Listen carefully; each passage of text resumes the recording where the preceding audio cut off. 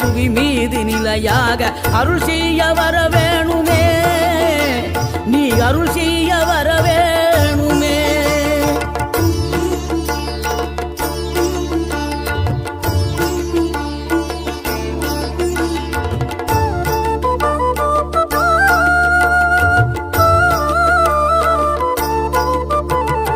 இகழ்தலையும் புகழ்தலையும் ஒரு முகமாய் கருதும்படி செவி உரைத்த முத்து குமரன், நீ வறுமையையும் வளமையையும் சமநிலையாய் உணரும்படி மதி கொடுத்த செல்வ குமரன்.